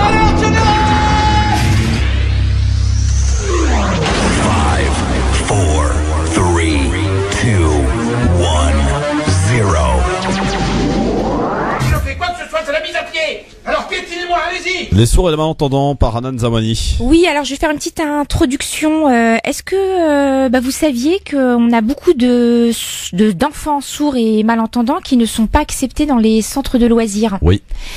Ah, tu le savais? Oui. D'accord. En général, les personnes, les enfants qui ont un quelconque handicap, voilà. Parce qu'il leur faut une personne. D'accord. Donc mon avis tranché est sur ce sujet-là. Donc durant la campagne présidentielle, l'actuel président Emmanuel Macron s'est engagé publiquement à offrir des garanties aux enfants en situation de handicap pour une meilleure inclusion dans les écoles et surtout une meilleure accessibilité aux activités de loisirs périscolaires. Donc depuis plusieurs années, la communauté sourde et malentendante en France, qui représente environ 6 millions de personnes, est exaspérée de voir que ces démarches ne sont pas prises en compte. Donc c'est donc dans une logique d'auto-organisation que les sourds et malentendants de la Seine-Saint-Denis ont choisi de se regrouper afin de lutter contre les discriminations qu'ils subissent, mais avant tout pour revendiquer le même accès aux droits pour tous. Donc aujourd'hui, les parents d'enfants sourds et malentendants se sont donnés pour objectif d'obtenir l'ouverture d'un centre de loisirs avec un personnel adapté. Donc après une première campagne d'écoute qui a été menée à Drancy et Bobigny, donc nous dénombrons déjà plus d'une dizaine d'enfants privés de centres de loisirs. Donc malgré les demandes répétées, les municipalités du 93 ne prennent pas en compte l'exclusion de ces enfants et les conséquences sur leur développement personnel. Donc pour lutter contre l'état de ségrégation, le mot est fort, mais c'est vraiment ça. Donc la ségrégation, c'est exclure en fait un groupe pour sa race, son origine, sa position sociale. Donc là, la position sociale, c'est son handicap. Donc pour lutter contre l'état de ségrégation à l'égard de cette communauté, donc les sourds et malentendants de Seine-Saint-Denis ont choisi de mener une action en 10 étapes, dont une pétition. Donc que je viens de vous lire. Donc avec cette pétition, en fait, chers auditeurs et chères auditrices, donc je vous demande d'interpeller en fait vos élus municipaux ainsi que la préfecture du département afin que cette action puisse être l'objet en fait d'un rapport de terrain écrit et permettre la tenue d'une rencontre officielle avec monsieur le préfet ainsi que plusieurs entretiens avec les élus. Donc je finirai par personne n'est plus sourd que celui qui ne veut pas entendre. Waouh, ça c'est joli ça. Donc voilà. Donc de manière il y a une pétition qu'on va mettre en ligne dès ce soir, Christophe. Ouais. Donc si on peut la partager au niveau de la page. Donc c'est effectivement pour interpeller les municipalités. Me concernant, je représente la communauté sourde et malentendante à travers le collectif les copains d'Adam, donc qui co-signent cette pétition. Mon neveu, voilà, de manière très concrète pour que les auditeurs comprennent bien, aujourd'hui il a 11 ans, ça fait 7 ans. Ça fait 7 ans qu'on fait des demandes à la mairie, qu'on va voir au centre de loisirs et que rien n'est fait. Donc on a fait une recherche juste autour de nous, auprès des amis qui sont sur Bobigny et Drancy. Ouais. Il y a déjà plus de 10 enfants. Donc voilà. Donc je pense que on a commencé à avoir des retours au niveau de Villepinte, il y en a déjà 3-4, donc ils viennent s'ajouter à ces 10. Et puis ça va grandir. Donc l'objectif c'est que vraiment cette communauté en fait apprenne à s'auto-organiser. Et puis comme tu l'avais dit en fait Christophe, il y a un problème, auto-organisez-vous, mobilisez-vous, il y a les pétitions, interpellez vos élus et faites bouger les choses. Donc je vous demande de nous aider tout simplement. Très bien, Oui. merci beaucoup Anan, j'espère que l'appel sera entendu. Oui, et si j'espère. toutefois des auditeurs ou auditrices connaissent dans ces situations, évidemment qu'ils nous appellent pour faire part de leur témoignage au 01 40 33 9000. Est-ce que vous savez imiter l'accent canadien? Pas du tout. Ouais. Non, pas du tout. Non, c'est pas moi qui vous demandez ça. Bon, on va aller au Québec. Pourquoi on va aller au Québec? Parce qu'il y a une loi interdisant le voile intégral dans les transports, dans les services publics qui a été votée et ça fait un scandale au Québec, surtout, dans quand même. une province du Canada. C'est uniquement le Québec que cela concerne, évidemment. On y revient dans un instant. Avec cette question, le Québec imite-t-il la France? À tout de suite. L'émission qui vous ressemble et qui vous rassemble avec aujourd'hui Maïssa Leroy et Anan Zawani qui sont avec nous. Et vous pouvez évidemment participer. N'oubliez pas tout à l'heure Libertad. On va laisser un petit peu plus de temps parce que j'aime bien moi Libertad. 01 40 33 9000 pour évidemment nous appeler en direct sans savoir qui vous êtes ni ce que vous allez nous dire. C'est un peu le principe de Libertad 01 40 33 9000 tout à l'heure bien sûr sur France Maghreb 2 en fin d'émission. Et vous écoutez évidemment attentivement, je l'espère, ce que l'on peut dire et vous pourrez réagir tout à l'heure pour nous faire savoir et nous donner votre avis. Mais il n'y a pas que cela que vous pouvez nous dire. Vous pouvez nous dire ce que vous voulez. Par exemple, nous faire part d'une exposition ou d'un film ou d'un truc qui se passe près de chez vous pour relayer une actualité. Voilà, n'hésitez pas. Ou passer un coup de gueule ou une dédicace à quelqu'un que vous aimez. Tiens, pourquoi pas. N'hésitez pas aussi à le faire tout à l'heure dans le cadre de Libertad. Je vous rappelle la question du jour. Est-ce que le PSG a été à la hauteur face à l'Olympique de Marseille hier dans son pitoyable match et score match nul de partout? Eh bien, vous répondez à cette question sur la page Facebook France Maghreb 2 et sur le Twitter LGF officiel. Vous n'hésitez pas, évidemment. Mesdames, je vous propose maintenant d'aller faire un petit tour au Québec. Parce que après 2 années de débats souvent houleux, l'Assemblée nationale du Québec a adopté le projet de loi numéro 62 sur la neutralité religieuse de l'État. Celui-ci prévoit, entre autres, que le service public et parapublic soit donné et reçu à visage découvert. Mercredi, après l'adoption de la loi, les associations musulmanes n'ont pas hésité à dire leur inquiétude. Certaines que ce sont les femmes musulmanes qui sont ciblées par ce texte qui prévoit donc, je le rappelle, l'interdiction du voile intégral pour les fonctionnaires usagers du service public. Citée par Radio-Canada, la présidente de l'association des femmes immigrantes de l'Outaouais rappelle que les femmes qui ont visage couvert ne représentent qu'une petite minorité. Selon elle, ces femmes sont déjà isolées avec ce projet de loi. Vraiment, elles vont être encore plus isolées. La remise en question de la visibilité des signes religieuses a pris son essor il y a une dizaine d'années au Québec et semble donc concorder avec l'hystérie française à ce sujet.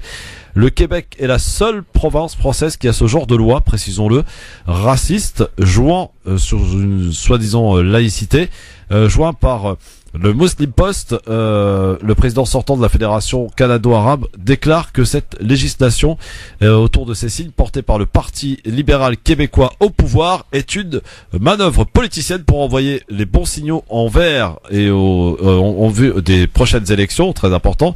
Et tient à rappeler d'ailleurs que le Québec est la seule province qui a ce genre de loi raciste, jouant sur une foi laïcité. D'ailleurs, dénoncé hier par les parlementaires de la province de l'Ontario, eh bien la loi 62 inquiète également Salah Bazama, professeur à l'université d'Ottawa, membre du collectif Présence musulmane à Radio-Canada. Il explique le fait de découvrir le visage pour s'identifier, pour pouvoir communiquer et pour des raisons sécuritaires, ça peut se comprendre. Là où je ne comprends plus, c'est le fait que l'on étende l'interdiction de la couverture du visage au transport public dans un contexte post-attentat contre la mosquée de Québec en janvier dernier, contre la non-qualification de la tuerie qui avait fait 6 morts en acte terroriste. Cette loi donc taillée sur mesure pour un signe spécifique à certaines femmes de confession musulmane, malgré leur petit nombre, a de quoi inquiéter le Québec, comme le Canada semblait jusqu'alors épargné par les polémiques identitaires et législations d'exception qui se sont quelque peu normalisées en France, bien entendu. Alors votre réaction, on en avait évidemment longuement parlé, plein poumon de cette interdiction, vous vous en souvenez, lorsqu'elle est intervenue en France. Eh bien, la question, est-ce que le Québec essaye d'imiter la France, pas forcément une bonne imitation pour ce coup, mais tiens, votre avis tout à fait personnel là-dessus sur le voile intégral. Attention, on précise, il s'agit bien du voile intégral. Donc celles qui ont le visage complètement recouvert, évidemment. Alors sur le voile intégral, il se trouve que on en avait parlé déjà lors d'une émission. Donc mon avis, il était clair. Tu te souviens, c'était quand le Maroc avait interdit la fabrication des voiles, où j'avais expliqué que au Maroc, la population et notamment même les anciennes disaient que c'était pas culturel et que c'était même dangereux parce que on pouvait avoir certaines personnes qui s'immisçaient dans des hammams notamment. En France, c'est la même chose. C'est pour des questions de sécurité. Donc, effectivement, si on voit pas le visage, ça peut poser certains problèmes de sécurité. Donc ça, moi, sans discriminer les femmes qui portent le voile intégral, je peux comprendre que pour des questions de sécurité, il y ait cette loi-là. Donc voilà. Pour des questions de sécurité, puis pour reconnaître le visage, oui, ça me semble normal. Oui, c'est vrai qu'aujourd'hui, il règne trop d'insécurité dans ce sens-là, quoi. Aujourd'hui, il y a plus d'insécurité. Ils utilisent tellement tous les moyens pour terroriser que même celui-là est utilisé, hélas. Après, moi, je sais pas. Je trouve que chacun doit faire ce qu'il veut, comme il veut, quand il veut, où il veut, et surtout en termes vestimentaires, qu'on n'a pas à avoir d'ingérence par rapport à ça. Donc du coup, je comprends pas un peu l'état d'esprit du Québec, mais en même temps, comme tu le soulignais tout à l'heure, Christophe, c'est pas la première fois que le Québec copie la France. Donc je me demande, qu'est-ce qu'ils trouvent de bien copier à la France, alors que voilà, quoi. On rappelle d'ailleurs qu'en France, à l'époque, lorsque cette loi est passée, ça concernait qu'une petite minorité de femmes, et qu'après, il y en a eu de plus en plus. Exactement, c'était devenu en réaction à un phénomène de mode, quoi. Voilà. Ça, c'est comme le voile, c'est exactement la même chose. Oui, mais j'aime bien faire la distinction parce que c'est pas franchement la même chose. Le foulard. Oui, mais le foulard, il y a eu énorme. Mais c'est comme les reconversions à l'islam qu'il y a eu juste après le 11 septembre. Avant, l'islam, ça se transmettait, et avec le phénomène du 11 septembre et l'islam qu'on a pointé du doigt, les personnes intelligentes se sont dit, mais attends, c'est quoi ça, l'islam? Je vais me renseigner avant d'en avoir peur.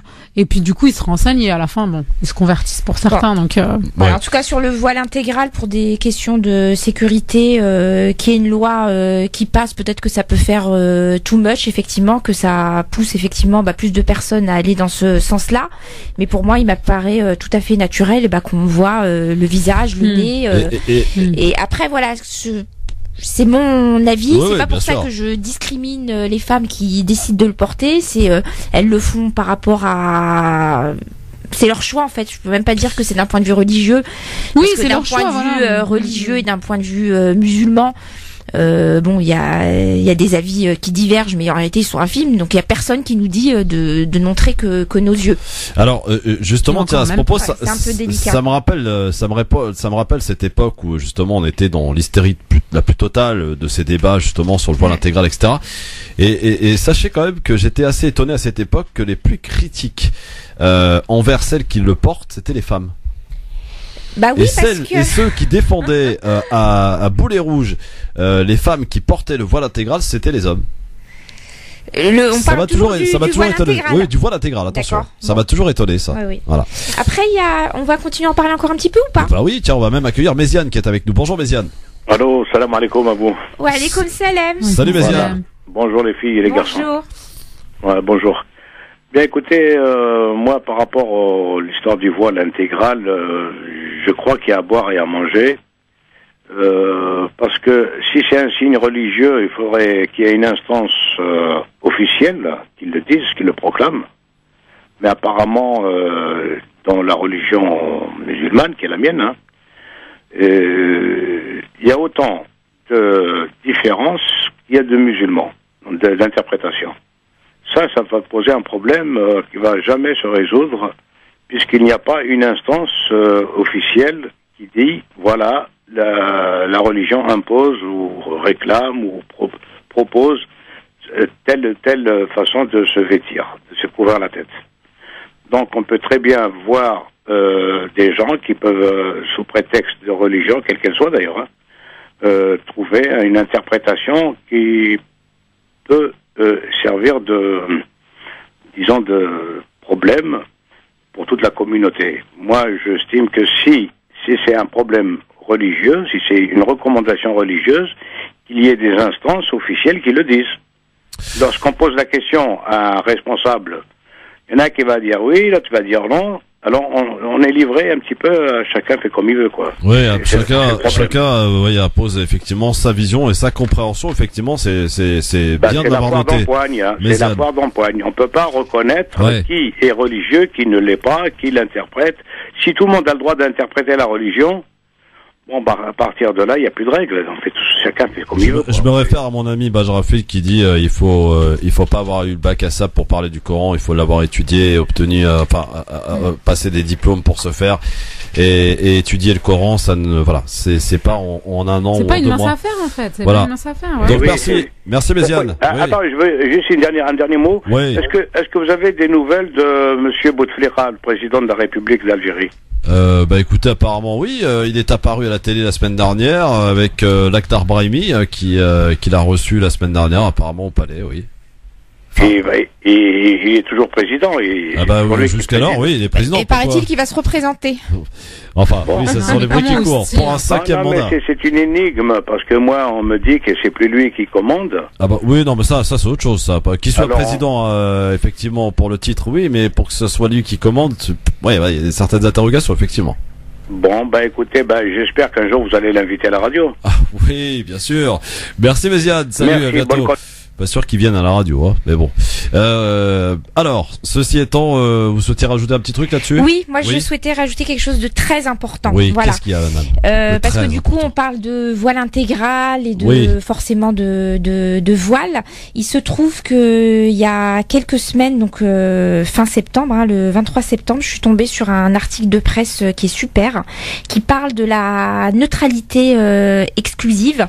Donc je vous lis le petit post, c'est quelques lignes. Donc feu vert au CPAS de Louvain. Donc CPAS, c'est un centre administratif en fait. Donc le conseil de CPAS de Louvain autorise son personnel à afficher des signes convictionnels religieux ou philosophiques ostensibles, peu importe la fonction exercée. Notre organisation fait le choix d'une neutralité inclusive. La neutralité émane de l'action des collaborateurs et non de leur apparence. Il n'y a dès lors pas de limite dans l'affichage de symboles religieux, peu importe la fonction exercée.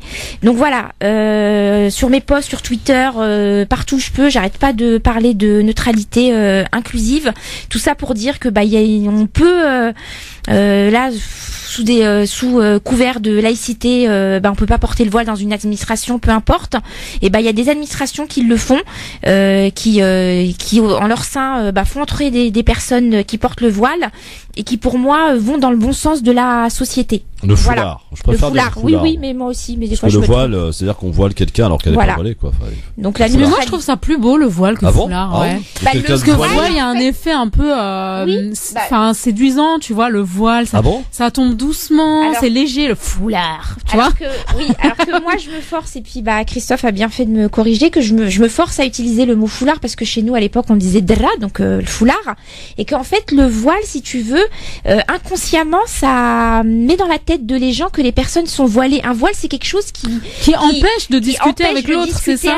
Moi, je sais pas, c'est pas comme ça que je le vois. Voilà. C'est vraiment pas comme ça. Pour moi, quelque chose de voile, le voile, c'est élégant. Pour moi, je vois le voile de la robe de mariée, je vois le voile. Tu vois, j'ai vraiment une connotation hyper positive du voile. Alors que foulard, pour moi, ça fait vraiment blédard. Tu mets ton foulard, tu fais un nœud autour du Tu vas mettre ton foulard. Voilà, tu vas chercher le foulard. Le voile. J'ai le foulard. Chacune son interprétation. Je voulais aussi que l'on parle rapidement parce qu'il y a beaucoup de cœurs qui arrivent aussi dans un instant.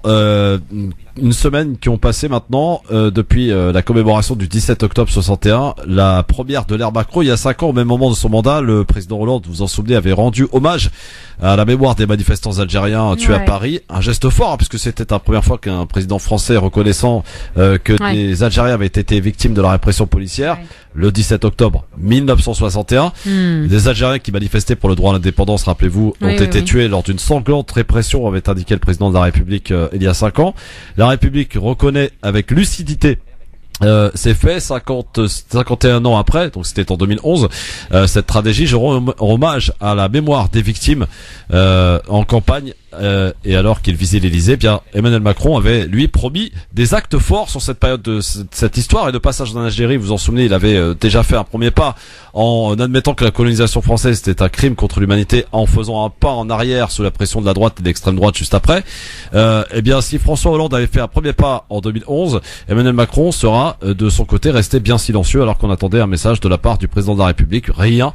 Le président de la République En Marche n'a pas dénoncé le crime commis par l'État français, pas plus d'ailleurs qu'il n'a dénoncé la répression sanglante du 17 octobre 1961.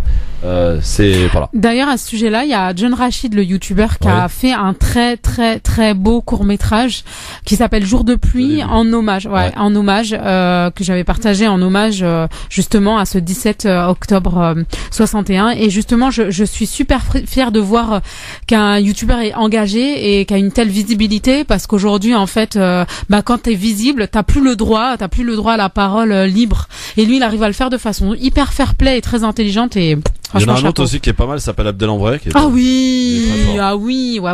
Ouais, il déchire, D'ailleurs, il y a pas longtemps, il a fait une vidéo sur ce que certains savants noirs ont apporté, alors que l'épistémicide en fait qu'il y a eu par rapport à certaines inventions que des noirs ont apporté contrairement, et que des blancs se sont appropriés. Comme l'invention de l'ampoule, tu vois. Il a été sélectionné pour parler au président du Conseil européen. Comment est-ce qu'il s'appelle déjà? Ah, mais c'est génial. Monsieur là. Le président du quoi? Du Conseil européen? Oui. J'en sais rien. Ah bref. Un monsieur très connu, il y a plusieurs youtubeurs. C'est génial. Voilà, donc il a fait partie des. Oui, parce qu'il représente la jeunesse aujourd'hui. Voilà, et puis du coup, il a mis sur le. Il est belge, je crois. Il est belge. Il a mis sur le tapis de manière très très courageeuse et puis très intelligente aussi. Voilà, la discrimination justement faite aux femmes qui portent le voile, Maïssa, ou le foulard. Le fait, il a parlé de l'abattage rituel. Enfin, il a mis sur la table des sujets importants. Oui. Bon, le 17 octobre 61, promesse non tenue. Pourquoi il n'a pas, d'après toi, Maïssa, réagi? Pression? Moi, je pense que il doit avoir la pression parce qu'il se dit c'est la porte ouverte. Si je commence d'entrée de jeu à reconnaître, à venir, à faire, déjà qu'il bouscule un peu les choses de par sa com et tout. Si en plus il rajoute ça à son dossier, je pense que c'est trop. Et à mon avis, derrière, il y a les lobbies qui doivent lui dire on va pas trop leur donner raison. Reste à ta place, et ça s'est passé il y a longtemps, on s'en fout, quoi. On essaie d'oublier, quoi. Voilà, alors, après, on va enterrer le truc. C'est une promesse, il y a quand même un travail très fort qui est engagé depuis des années au niveau des associatifs, notamment ce collectif, qui vraiment appelle à ce qu'on ait une reconnaissance officielle de ce crime contre l'humanité. Crime d'État, Voilà. Crime d'État, qui soit enseigné dans les livres, voilà, qu'on apprenne notre histoire à nos enfants. Donc pour moi, non, pour moi en fait, on continue encore à faire abstraction de la réalité de la France. Après, il s'agit pas de dire on est coupable ou non. Moi, je suis français, je me sens pas coupable de ce qu'ont fait des policiers il y a 50 ou 60 ans. 56 ans. Voilà, 56 ans, pardon. Mais oui, on doit l'enseigner à nos enfants. Après, ça doit être pareil dans les livres d'histoire. Voilà, mais moi je pense que la reconnaissance dans les livres d'histoire, c'est quelque chose qui fait du bien à toute une nation, Mais je pense que déjà le travail en amont, il doit se faire par le parent, à expliquer à son enfant l'histoire de son pays, son populaire. Histoire. Oui, l'éducation, mais la transmission par le parent, par le grand-parent. Moi, je sais que ma mère, elle est tout le temps en train de raconter ce qui se passait en Algérie quand elle a vécu la guerre, comme ça, ils le savent en fait. Mais là, du coup, Maïssa, je suis d'accord avec toi. Excuse-moi, je te coupe la parole. Non, je t'en prie. Mais oui, nous, nos enfants, du coup, je vais montrer. On connaît cette histoire, on commence à la connaître, mais c'est que tous les enfants de France la connaissent. Oui. Voilà, c'est pas que nos enfants parce qu'on a des aïeux algériens ou parce que on se sent concerné parce que musulmans. Non, c'est toute la France qui doit se sentir concernée par ça et que derrière, il y a des familles qui ont perdu leurs enfants. Il y a cette petite là, Fatima Bédard. Il y a des sœurs qui continuent à porter cette mémoire et eux, ils ont besoin de passer à autre chose. Mais à ce moment-là, faut que nous aussi on connaisse l'histoire de France et qu'on soit impliqué par son histoire si on veut que tout le monde la connaisse. Mais ça, je trouve que c'est un leurre. On peut pas s'approprier une histoire si on n'est pas touché, personnellement par une histoire. Tu peux pas être. Enfin, ça c'est après c'est vraiment c'est instinctif. L'être humain il est touché par quelque chose. On est bien touché. Je vais faire un raccourci un peu court, mais on est bien touché par le crime contre l'humanité qu'il y a eu par rapport à nos frères juifs. C'est enseigné et c'est parce que c'est enseigné que on sait ce qui s'est passé. Et aujourd'hui, on met en avant certains crimes et on en cache d'autres. Ouais, voilà. C'est ça. Après, si tu vas dans les foyers, je sais pas si les gens sont vraiment si concernés que ça par ce crime-là. C'est juste qu'on en envoie et on en envoie partout tout le temps. Tu vois, mais je sais pas si les gens sont vraiment concernés. C'est important quand même de connaître son histoire. C'est très important en tout cas de voir. Il y a une reconnaissance officielle. Non, mais je suis d'accord avec toi. Je suis d'accord. Oui, bien sûr. Mais après, il faut que ça se passe au plus haut degré. C'est ça le problème. Allez, on passe à vos coups de cœur, mesdames. C'est parti pour les coups de cœur de Hanan Zamani et de Maïssa Leroy. France Maghreb 2. Le coup de cœur. Tiens, on va commencer par Hanan. Oui, alors moi, très rapidement, donc mon coup de cœur va au collectif Les Copains d'Adam. Donc il y a un collectif qui a été monté par la communauté sourde et malentendante il y a déjà une petite année, qui venait d'une vraie volonté de leur part, en fait, d'aller vers les entendants, c'est comme ça qu'ils les appellent, à travers différentes activités. Donc à travers par exemple la Chandeleur. On a fait une fête pour Halloween. On a fait pas mal de petites fêtes où en fait on essayait qu'il y ait un mix en fait entre les entendants et les sourds, avec des ateliers justement pour les enfants entendants. On leur apprenait la langue des signes. Donc voilà, big up à l'insertion, quoi. Voilà, big up à ce collectif en fait qui fait le travail et qui lui va vers les autres pour une meilleure compréhension de qui ils sont. Voilà, parce qu'aujourd'hui, ils portent énormément de stéréotypes. Donc, plutôt que de se laisser abattre, en organisant des événements festifs, ils font venir du monde à eux et puis ils font connaître leur langue qui est magnifique, qui s'appelle la langue des signes française. Oui. Et surtout, ils démontrent de leur capacité à organiser vraiment des événements, Christophe, magnifiques. Ah, c'est bien ça. Et ça se trouve où ? Ça se trouve dans les maisons de chaque collectif et puis de chaque personne qui compose ce collectif. Et en fait, quand il y a un événement, ils communiquent dessus. Donc généralement, c'est localement. Donc il y a une page Twitter, mais bon, ils ont pas besoin ils vont pas sur les réseaux sociaux pour se faire connaître. Ils vont imprimer des tracts et puis mettre dans les boulangeries, puis aller voir les gens au contact. Et c'est dans quel secteur en général, parce que moi j'en ai jamais vu par chez moi. Là, ce collectif-là, on a fait des fêtes à Drancy, à Saint-Ouen, sur Paris. Ouais, c'est toujours là-bas que ça se passe. Voilà. Nous, on est. Fallait habiter le 9-3. Écoute. Maïssa, c'est les vacances et toi, tu nous proposes un livre justement sur la Côte de Cheveux. Moi, je vous propose Nos rêves de pauvres de Nadir Dandoun. Donc en fait, c'est un livre qui est simple. qui résonne de vécu, ça vibre, c'est vivant, c'est vrai. Je pensais vraiment prendre le temps de le lire et franchement je l'ai dévoré en quelques heures parce qu'il raconte avec simplicité, humour, sa vie et puis je trouve ça beau, nos rêves de pauvres. Tu vois, rien que le titre, une espèce d'oxymore dedans, on rêve jamais d'être pauvre en fait. Et finalement le fait de vivre la vie, je trouve que ça résonne en fait pour nous, même si on n'était pas dans l'extrême pauvreté, mais pour nous en tant qu'enfants d'immigrés où on est pauvre finalement dans la tête de par le fait que nos parents sont venus ici pour la subsistance, tu vois ce que je veux dire. Donc voilà, donc je le trouve vraiment simple et facile et beau et je le conseille vivement. Merci mesdames, dans un instant, attention, accrochez-vous, Libertad, ça débarque dans un instant, 01 40 33 9000, vous allez pouvoir nous appeler où vous vous trouvez d'ailleurs, quel que soit l'endroit où vous vous trouvez. Eh bien, je ne sais pas qui vous êtes, ni ce que vous allez nous dire, mais en tout cas vous allez nous le dire, ça c'est sûr, au 01 40 33 9000. Bienvenue à vous, c'est LGF, dans quelques minutes, Libertad. Alan Zawani et Maïssa Leroy qui sont avec nous pour maintenant Libertad, bien sûr. Vous nous appelez 01 40 33 9000 00 33 1 40 33 9000. Tiens, pour nous appeler du Québec, par exemple, pour nous parler de cette loi du voile intégral. Eh bien, vous nous appelez maintenant pour participer à Libertad. Le principe, je vous rappelle, je ne sais pas qui vous êtes ni ce que vous allez nous dire. Vous pouvez nous dire ce que vous voulez. Je décroche le téléphone comme en voici par l'exemple France Maghreb 2, bonsoir. Est-ce que c'est à moi, Christophe? C'est à toi, cher ami. Bonjour. Alors moi je voudrais, j'appelle pour parler de l'accusation qui a été lancée contre Tariq Ramadan, parce qu'elle a été lancée par une jeune fille dont j'avais entendu parler il y a quelque temps, et qui avait monté une association qui n'a pas pu se faire reconnaître d'utilité publique, qui n'a pas pu obtenir des subventions, et qui donc n'a pas trouvé mieux pour obtenir des subventions ou faire parler d'elle que d'accuser Tariq Ramadan de viol. Ceci dit, je veux dire, bon, elle est comme Lydia Guirouge, comme tous ces gens-là, ils sont envoyés par toujours les mêmes pour cracher sur leur co-religionnaire. Je sais pas ce qu'on leur promet en échange, peut-être, je sais pas, un boulot, un appart, je sais pas ce qu'on leur promet. Ouais, je voudrais dire à cette dame, si elle m'écoute, deux choses. Un, c'est pas parce qu'on est femme qu'on est désirable, ça c'est la première chose. Et deuxièmement, Tariq Ramadan est quelqu'un de raffiné. Et je pense qu'il a beaucoup de goût. Et il m'étonnerait fort que cette dame, vu l'allure qu'elle a et le style qu'elle a, elle puisse un jour, elle a pu, ne serait-ce qu'une seule seconde, l'attirer. Karim, il y a juste un truc qui m'embête un petit peu, c'est que tant que la justice n'a pas été prononcée dans cette affaire, permettez qu'on émette quand même quelques réserves. Voilà, peut-être pas non plus de prix de prix parti, je veux dire, dans cette affaire.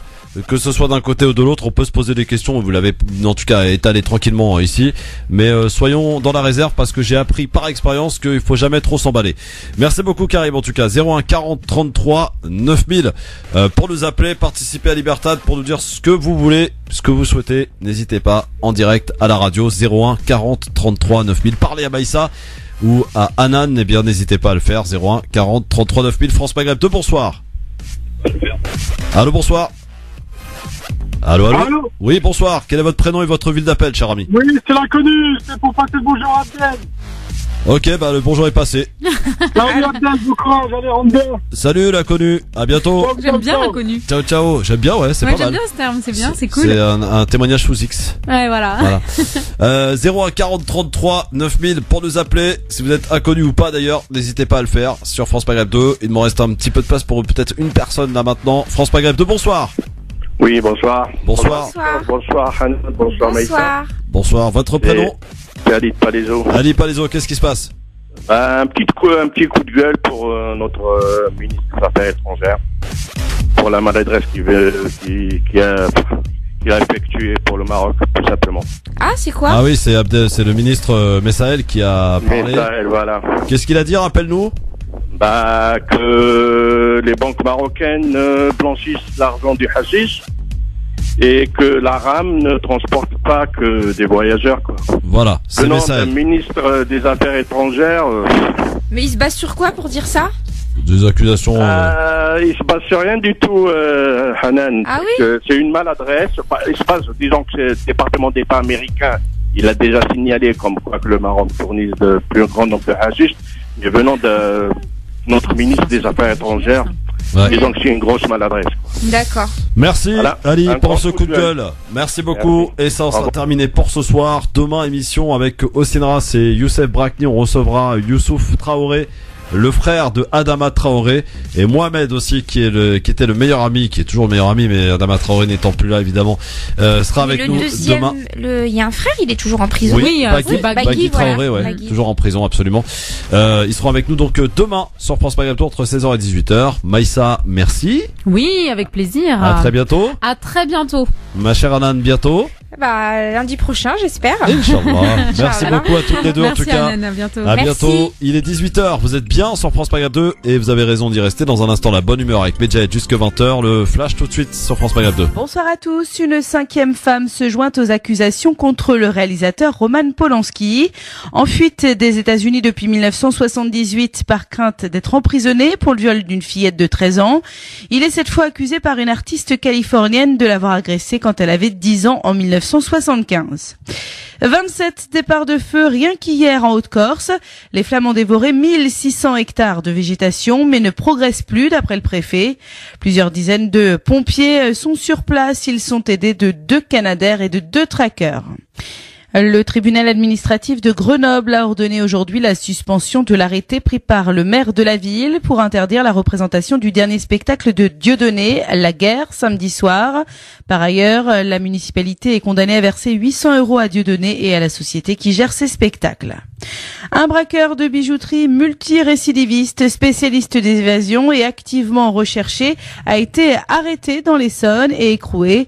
L'homme avait réussi à s'enfuir par une fenêtre du palais de justice de Nîmes le 15 juillet 2016. Les terroristes du groupe État islamique exécutent au moins 116 civils en Syrie. C'est ce qu'affirme l'Observatoire syrien des droits de l'homme. Les djihadistes accusaient leurs victimes de collaborer avec les forces du régime. Les exécutions ont toutes eu lieu à Al-Qaryatayn, à 150 km au nord-est de Damas. Daesh a tenu cette localité pendant 20 jours seulement avant d'être chassé par l'armée de Bachar al-Assad. Les ministres du Travail des 28 pays de l'Union européenne se retrouvent aujourd'hui à Luxembourg, où ils évoquent la réforme de la directive sur les travailleurs détachés. Ces détracteurs accusent des employeurs de la détourner pour embaucher des personnes à salaire réduit. Sport, le début du Masters féminin, le tournoi qui réunit les 8 meilleures joueuses de tennis au monde. Caroline Garcia a perdu d'entrée contre la numéro 1 mondiale en 2-7, 6-4, 6-2. France Maghreb 2, service, info, musique, divertissement. France Maghreb 2. France Maghreb.